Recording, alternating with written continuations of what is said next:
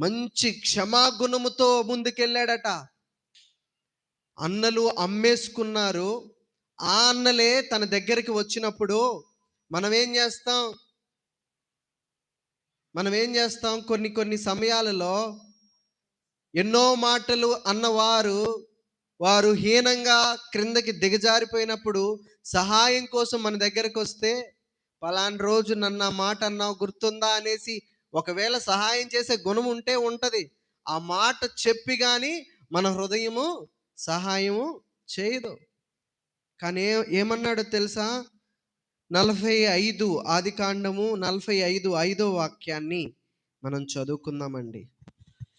అయినను నేను ఇక్కడికి వచ్చినట్లు మీరు నన్ను అమ్మివేసినందుకు దుఃఖపడకుడి. అది మీకు సంతాపం పుట్టింపనీయకుడి. సంతాపము పుట్టింపనీయకుడి. ప్రాణరక్షణ కొరకు దేవుడు మీకు ముందుగా నన్ను పంపించెను. మీకు ముందుగా. చాలండి, ఎంత మాట అండి. తనను హింసించిన అన్నలు, తనను అమ్మేసుకున్న అన్నలు తన ఎదుట నిలబడినప్పుడు అధికారం ఉన్న పగ తీర్చుకోలేదు. అది దేవుని ప్రేమ.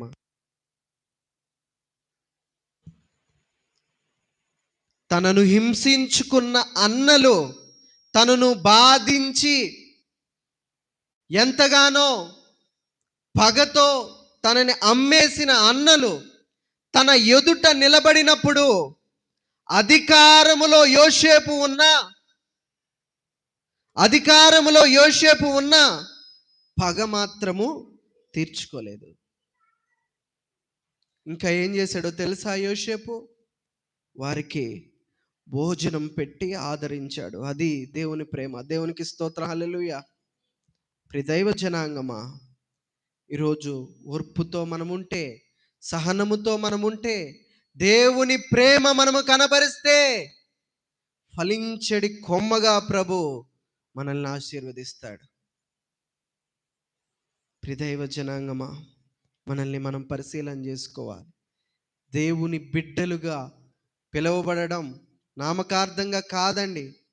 నామకార్థంగా దేవుని బిడ్డలం అనబడడం కాదు. దేవుని బిడ్డలం అనేసి ఆత్మలో దేవుని ఆత్మ మనలో ఉండి అది నిరూపించబడాలి. యోసేపులో దేవుని ఆత్మ ఉండి నిరూపించబడింది. అమ్మివేసి ఎంతగానో శ్రమలు పెట్టిన అన్నలకే అన్నం పెట్టాడు, వారికి భోజనం పెట్టి ఆదరించాడు. ఆ రీతిగా మనల్ని ఎంతగానో శత్రువులుగా చూస్తున్న వారికి కూడా మనము ప్రేమను పంచాలి.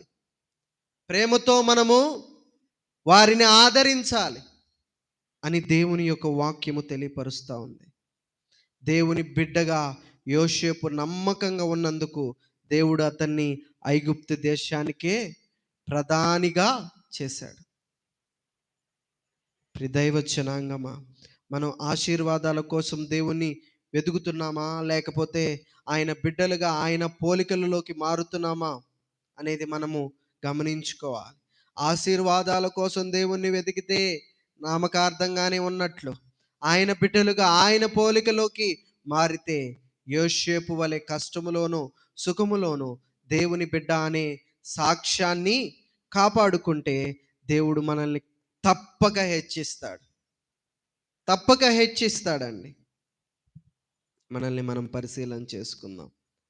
ఈరోజు దేవుని యొక్క ఆత్మ నడిపింపు మనలో ఉందా అనేది మనల్ని మనం పరిశీలన చేసుకోవాలి. మొదటి వాక్యం ఏంటి?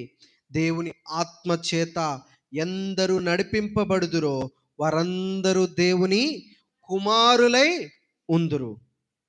దేవుని బిడలై ఉంటారు. మరి దేవుని ఆత్మ చేత యోసేపు నడిపింపబడ్డాడు, దేవుని యొక్క బిడ్డగా దీవించబడ్డాడు, ఫలించడి కొమ్మగా ఆశీర్వదింపబడ్డాడు. ఈరోజు దేవుని ఆత్మ మనలో ఉందో లేదో పరిశీలన చేసుకోవాలి. నామకార్థంగా దేవుని బిడ్డలం అనబడడం కాదు,